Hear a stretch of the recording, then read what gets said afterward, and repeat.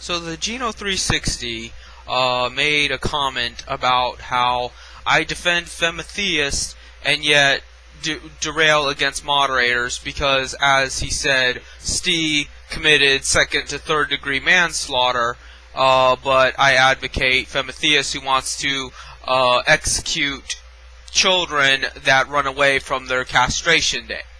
Now, as I said before, you seem to forget, Geno360, Femetheist has a belief. Stee is a reality. The fact is, Stee is responsible for the death of a child. There's no what-if scenarios. So whether or not you agree with Femetheist politics, whether or not you agree with her dogmatic rantings, they are just that, rantings. They are not reality. The reality of the matter is moderators are indeed a real threat in affecting our world in a real and intangible way. So, because of that, I'm going to give you some examples. I have composed a list that I vaguely wrote down on my WordPad here, but I'm going to word as I go along about how the world will end up. I say the world, but what I really mean is all of life everywhere. And this is why I say evil versus evil, black and gray morality, blah blah blah, something dark side, because essentially it'll come down to these four scenarios. The first scenario is the Iron Curtain. Now mind you, I'm using communist terminologies for flamboyancy, but they fit. I call this scenario the Iron Curtain because, given the definition of the Iron Curtain, it's an impenetrable defense, and the fact is, that's the way the world seems to be, where it's never going to change. Nothing ever really changes. Sure, new people are born, new people die, there's new diseases, new conflicts, new arguments, new triumphs, new losses, but it really doesn't mean anything, does it? It's just more or less the same thing. It's just more or less struggle and an attempt to gain something out of that struggle. And really it means absolutely nothing, because once you die, that's it. If you don't believe in a life after death, there is nothing to look forward to. And if you do believe in life after death, then you got all kinds of problems to worry about. Whether or not you're on good terms with your deity, whether or not life after death means what you think it means, and things like that. So really, there is no comprehension of whether or not things actually change. Every choice we make is meaningless. That's what the Iron Curtain scenario comes down to. Because things are going to play out the way they want to play out. Not saying it's fatalistic, not saying it's predetermined. What I'm saying is it's out of your control. And what's the point of you living if you have no control even over your own personal life? So, that's just one scenario. Does that seem dark enough for you? Well, too bad, because it gets worse. Another one I have up here is the Cold War scenario. The Cold War scenario actually shouldn't even be called the Cold War, because the war would technically be over. This is the end result of humanity, where we all die. Imminent destruction, mutual destruction, which I said was one of the preferable options. Why did I say it was one of the preferable options? Because given the third option below, you'll see why. But the Cold War option suggests that we should work toward, or at least hope for, a mutual death, where at least we know that the evil didn't triumph, and neither did the good. No one did. We just exist in nothingness. We go back to the abyss. We go back to the void from which we all came. In the beginning there was nothing, and probably in the end there will be nothing. So that would be the ultimate goal, to go back to nothing. That way at least evil doesn't win. I know it sounds very grim, but that's the way the world is. That is your choice. Either you try to triumph, which is very unlikely, you just mutually destroy everything, everywhere, simultaneously, or you let evil triumph. Make your choice. The mutual destruction scenario does not just apply to our politics, because who's to say we are the only evil in the universe? Just because I don't particularly believe in the supernatural forces doesn't mean I don't think that there is other life out there struggling the same way we do.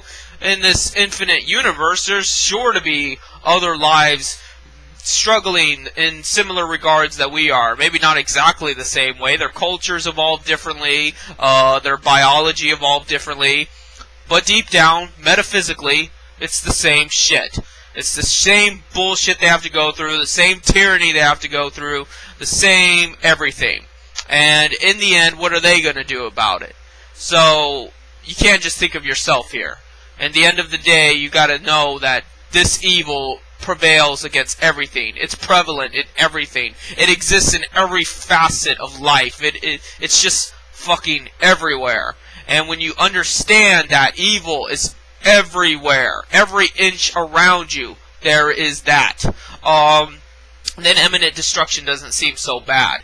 Now, there is no weapon that we know of that could even conceivably destroy our world, our planet, let alone entire solar systems or galaxies or even universes, which is what I delved into with Apocalypse WoW, that there may be in quantum physics theory ways to destroy the multiverse.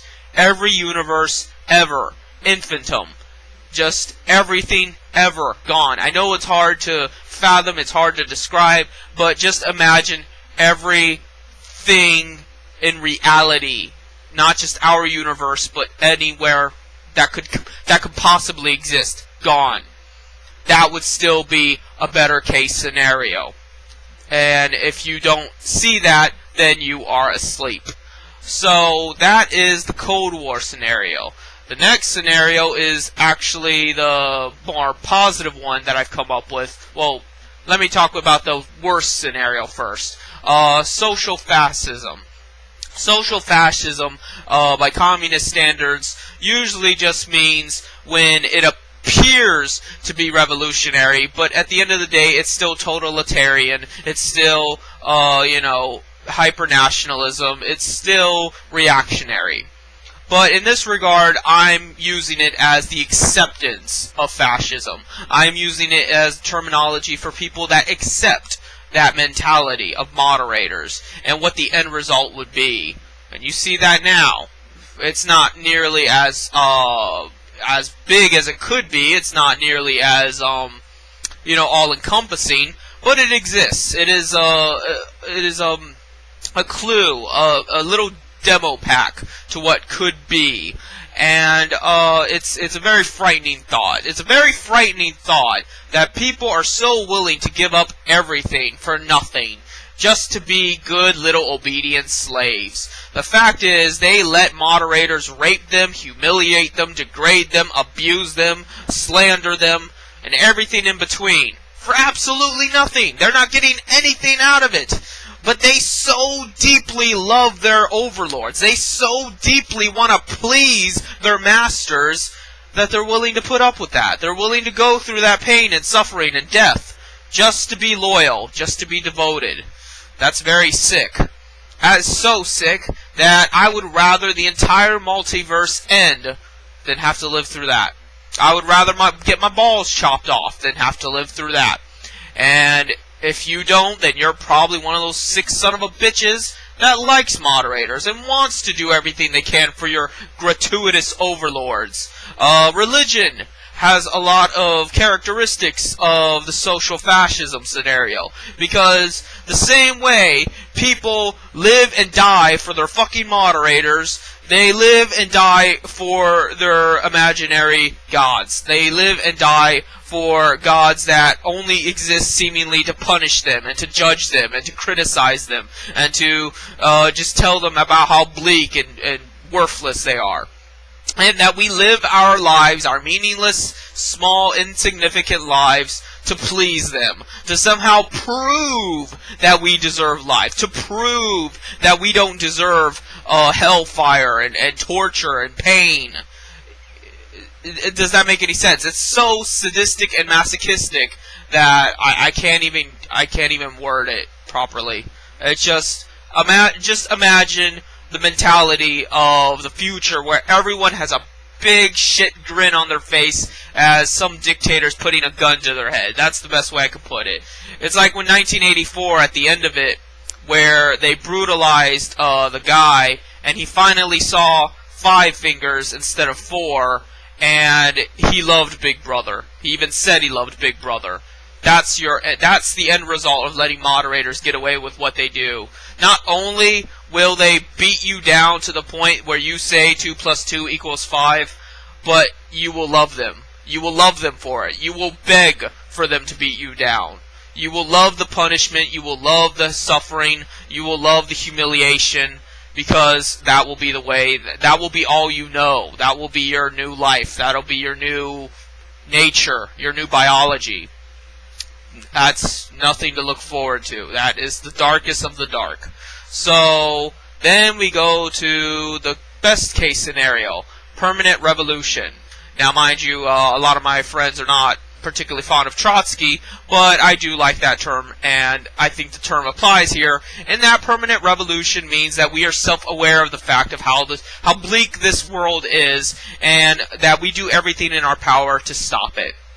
We do everything in our power to liberate other people, to liberate ourselves, to fight every battle we can, to exploit every situation we can to change the world for the better, and that we just fight onward. We just pursue, and we don't stop. We can't afford to stop, because if we stop, one of those other 3 scenarios is going to happen. All it takes is for evil to win once. So permanent revolution isn't so much a end result as it is the fight to stop an end result, to fight to stop one of the other more negative consequences from occurring. And it's almost like the glass is half full version of the Iron Curtain, because whereas the Iron Curtain says that people are going to fight and shit and nothing's ever going to really change, the permanent revolution stance says that while things may not change, we can benefit ourselves, we can benefit other people, and we can do so while simultaneously preventing a far greater evil. So that is what I mean when I say moderators are my enemy. I am not fighting individuals. I am not fighting against flesh and blood. I am fighting spirits. I am fighting thoughts. I am fighting concepts. I am fighting principalities, just as the Bible says. Something Mr. of Zion doesn't seem to understand, apparently. For being such a devoted Christian, he doesn't seem to understand the idea of fighting principalities. So, knowing that, where do you stand? Out of those 4 scenarios, what do you think is the best case scenario? Do you want to live in a real life hell where you burn in eternal hellfire and devils stick pitchforks in your anus and you enjoy it and you laugh about it? Or do you want to live in a scenario where indeed there is warfare, there is disease, there is death, there is the acceptance that things are not going to get better, but we band together anyway, and we fight to ensure that the greatest evil does not win? Or would you rather lay back and stay neutral and just accept the fact that your life is fucking meaningless and let the Iron Curtain fall and let the cards fall where they may? Or would you prefer the Cold War option and we all just die in entropy? Just cold, meaningless void. When you realize that when you die, the thing is, it's not the matter of dying that bothers you, it's the fact of losing your sense of self. There is no more ego. There is no more you, Geno360. There is no more of any of us. There is just nothingness. All of our work, our hard labor, our emotions, our memories, our hopes and dreams and ambitions mean absolutely nothing, because the moment we die, it just disappears in a fizzle. Maybe the people around us might remember us, but they're going to die too. And then what? So, in the end, it really doesn't mean anything, does it? Because, you know, in your mind, it means something. It means something valuable. It's passionate. It's loud. It has lots of volume to it. But then, all of a sudden, poof, gone. Nothingness again. So, you know, out of those 4 options, Geno360, What do you think is the best case scenario? And do you honestly think that you can think of something better? Do you honestly think that there is a better option than one of these four? If there is, I would love to hear it, because I don't see it happening. I am not talking about the petty little problems of the first world or even the third world. I'm not talking about humanity in its basic state. Yeah, there are problems, issues that we can resolve tomorrow, you know, about healthcare and about schools, our education system, war, poverty, things like that. That's, you know, besides the point. All those issues are meaningless to the metaphysics of it all.